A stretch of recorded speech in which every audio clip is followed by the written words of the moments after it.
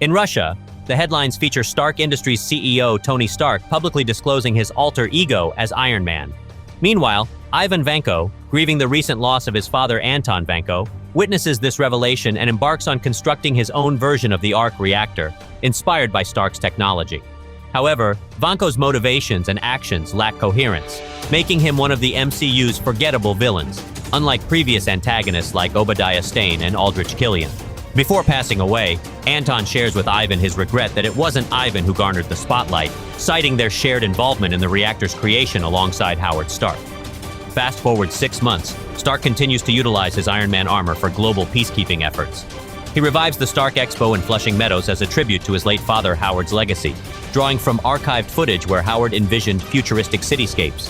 However, tensions escalate when Senator Stern pressures Stark to relinquish his Iron Man technology to the government. At the Senate hearing, Stark's adversary, Justin Hammer, along with military liaison Colonel James Rhodes, are also called upon to provide testimony. Stern unveils evidence suggesting foreign powers are making strides in replicating Iron Man technology based on Stark's designs. Despite mounting pressure, Stark staunchly refuses to comply, asserting that the armor is his intellectual property and expressing skepticism about competitors' ability to replicate his innovations.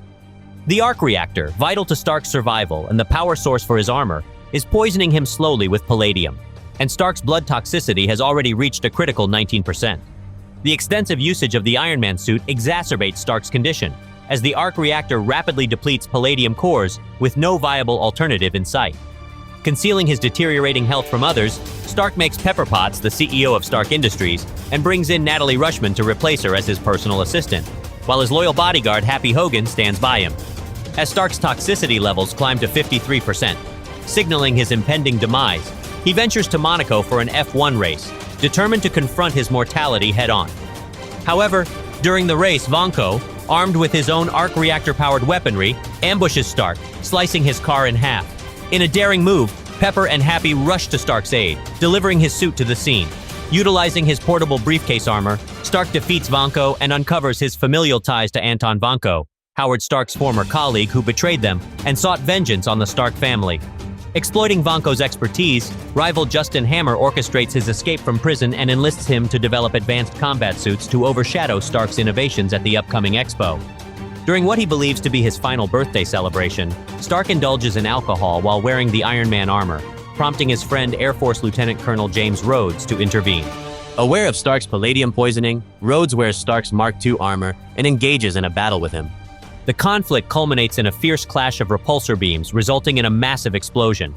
Following the confrontation, Rhodes relinquishes the armor to the military, leading to Hammer securing a contract to enhance the Iron Man suit with advanced weaponry. Director of S.H.I.E.L.D., Nick Fury, approaches Stark and discloses the true identity of Natalie Rushman as undercover agent Natasha Romanoff, also revealing that Howard Stark had been a S.H.I.E.L.D. co-founder known personally to Fury. Furnishing Stark with some of his father's archived materials, Fury unveils a hidden message within a diorama from the 1974 Stark Expo, containing a schematic for a groundbreaking new element structure.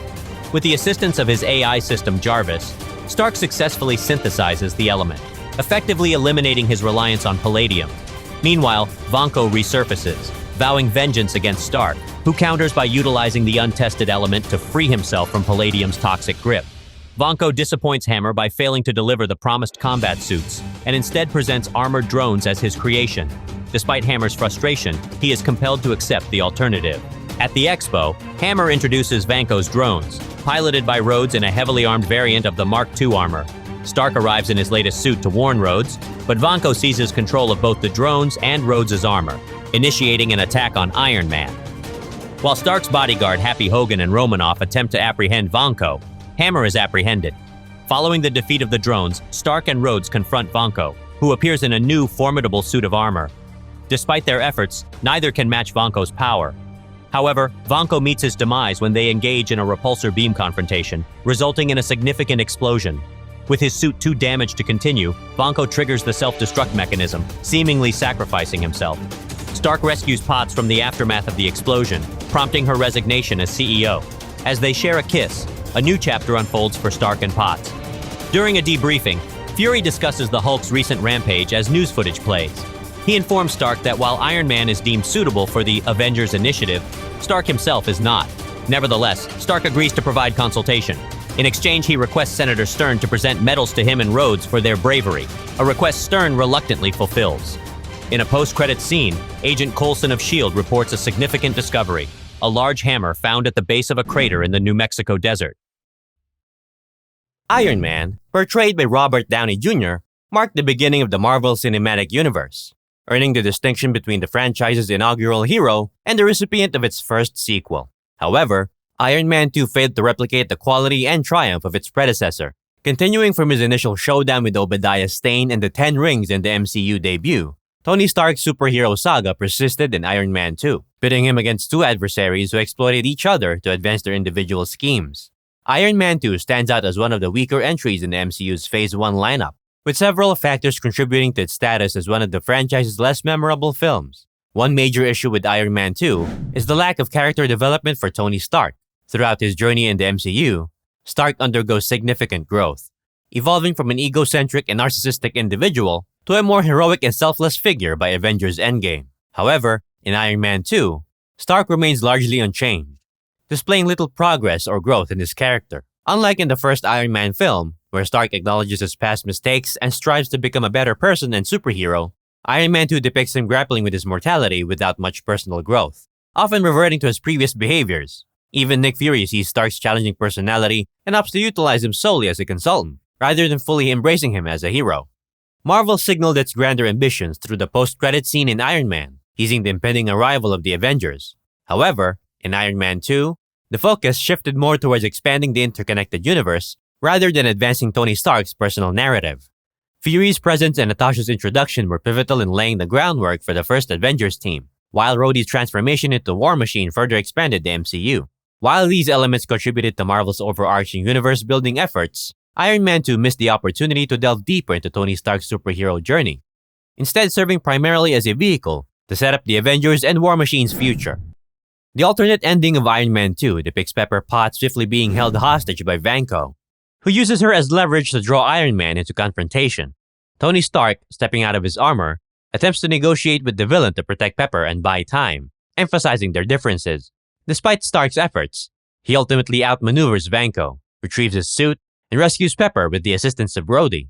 While this ending weakens the final fight and portrays Pepper in a more traditional damsel-in-distress role, Stark's passing.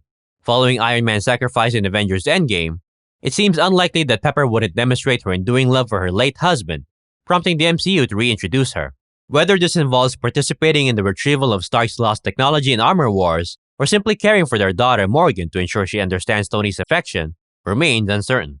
However, both avenues are vital to the legacies of both Pepper and Iron Man in the MCU, allowing the franchise to reinvent Iron Man 2 by continuing to explore Pepper's character. As thanks for watching the whole video, here's a picture of a cute puppy. And if you have a movie or TV show that you want us to cover, just comment it down below. We'll make a video of it in the future. Don't forget to like and subscribe. Check out our playlist for more recaps.